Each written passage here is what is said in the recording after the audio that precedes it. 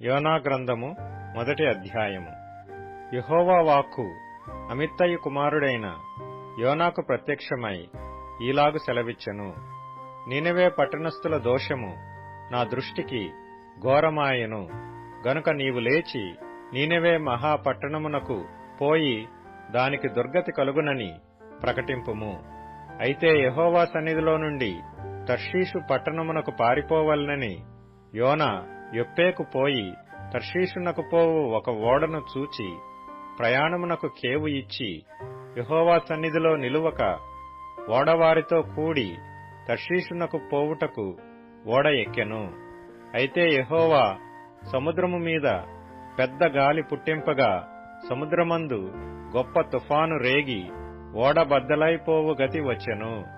కాబట్టి నావికులు భయపడి ప్రతివాడును తన తన దేవతను ప్రార్థించి ఓడ చులకన చేయుటకై అందులోని సరుకులను సముద్రములో పారవేసిరి.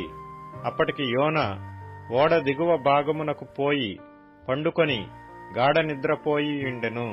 అప్పుడు ఓడ నాయకుడు అతని యొద్దకు వచ్చి, ఓయి నిద్రబోతా, నీకేమి వచ్చినది?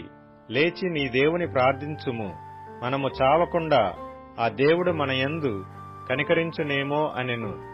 అంతలో ఓడవారు ఎవరిని బట్టి ఇంత కీడు మనకు సంభవించినది తెలియుటకై మనము చీట్లు వేతము రండెని ఒకరితో ఒకరు చెప్పుకొని చీట్లు వేయగా చీటి యోనా మీదికి వచ్చెను.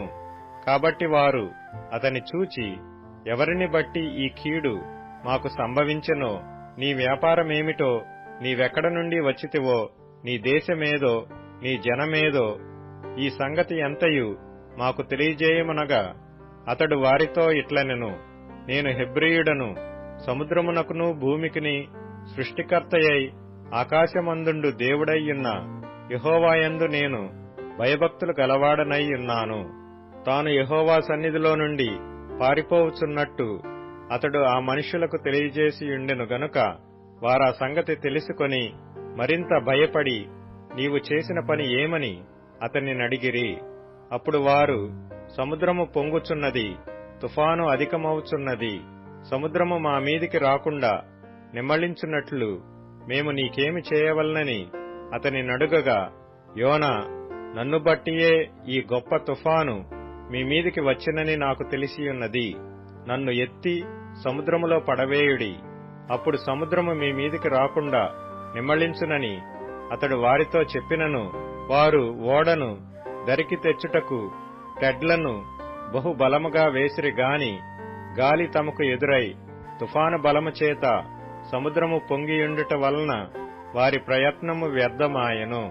కాబట్టి వారు, యెహోవా, నీ చిత్త ప్రకారముగా నీవే దీని చేసితివి, ఈ మనుష్యుని బట్టి మమ్మను లయము చేయకుందువుగాక, నిర్దోషిని చంపితిరన్న నేరము మా మీద మోపకుందువుగాక అని యెహోవాకు మనవి చేసుకుని యోనాను ఎత్తి సముద్రములో పడవేసిరి. పడవేయగానే సముద్రము పొంగకుండా ఆగెను.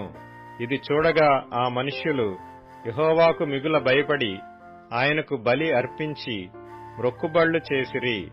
గొప్ప మత్స్యము ఒకటి యోనాను మృంగవలెనని యెహోవా నియమించియుండగా యోనా 3 దినములు ఆ మత్స్యము యొక్క కడుపులో నుండెను.